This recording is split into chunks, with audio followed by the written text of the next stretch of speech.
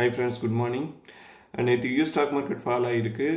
S&P 500, Nasdaq and tau எல்லாமே பார்த்தீங்கன்னா மோர் தென் 1% down ஆகிருக்கு. இந்த வருஷத்துலேயே பெரிய டவுன் வந்து நேற்று தான் ஆயிருக்கு யூஎஸ் மார்க்கெட்டில். ஏன்னா எந்த ஒரு இம்ப்ரூவ்மெண்ட் இல்லை டாக்ஸில் between Iran and US same பொசிஷனில் இருக்குது.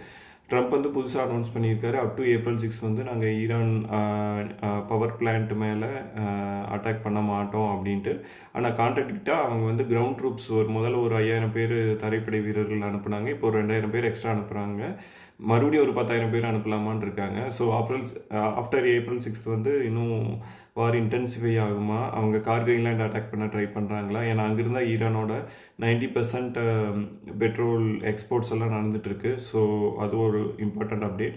ரெண்டாவது அப்டேட் பார்த்தீங்கன்னா, இந்தியாவில் வந்து நேற்று நயாரா பெட்ரோல் பங்க்ஸில் பார்த்தீங்கன்னா பெட்ரோல் விலை ஒரு 5 ரூபீஸும் டீசல் விலை ஒரு 3 ரூபீஸும் ஜாஸ்தியாச்சு.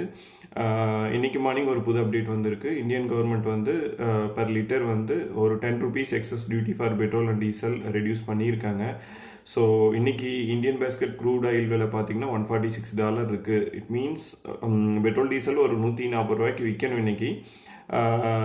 அப்புறம் இந்த லாஸ்ட் இந்த வீக் ஒரு $10 வித்தியாசம் வந்திருக்கு இந்த இந்தியன் பேஸ்கெட் க்ரூட் ஆயில். அது எல்லாமே கழிச்சிட்டு ப்ளஸ் இந்த எக்ஸஸ் டியூட்டி கழிச்சாலும் இன்னும் ஒரு 130 ரூபாய்க்கு கம்மி இல்லாமல் பெட்ரோல் விலை விற்கணும். 30 ரூபா வந்து அந்த ஆயில் கம்பெனிஸ்க்கோ லாஸாக தான் இருக்கும். ஸோ அந்த 30 ரூபா எப்படி நேரோ பண்ண போகிறாங்கன்ட்டு கவர்மெண்ட் யோசிக்கும். அது one of the important update. மூணாவது அப்டேட் பார்த்தீங்கன்னா, தங்க விலை லைட்டாக குறைஞ்சிருக்கு, ஒரு 2% கம்மியாக இருக்குது. அது one of the update.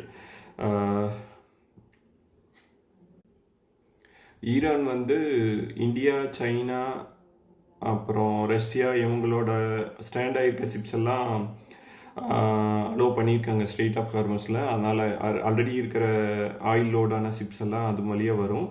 But இதுக்கப்புறம் அந்த புதுசாக வர்ற ஆயிலெல்லாம் என்ன கரன்சியில் ட்ரேட் பண்ணுவாங்க, ருப்பியில் பண்ணுவாங்களா, இல்லை லோக்கல் கரன்சியா, இல்லை வேறு ஏதோ கரன்சியான்னு தெரியல. அது வந்து அமெரிக்கா எப்படி ரியாக்ட் பண்ணும் தெரியல. ஒருவேளை நம்ம கரன்சியில் வந்து ஆயில் எடுத்தோன்னா மிடில் ஈஸ்ட் கண்ட்ரீஸ்லேருந்து. ஸோ இந்தியன் கவர்மெண்ட் அது வில் வெயிட் ஃபார் அப்டேட், என்ன கரன்சியில் எடுக்க போகிறாங்க என்ன இது அப்படின்ட்டு. ஆனால் இன்னும் ஆயில் ஃபீல்டெல்லாம் க்ளோஸ்டாக தான் இருக்குது அதர் கண்ட்ரீஸில்.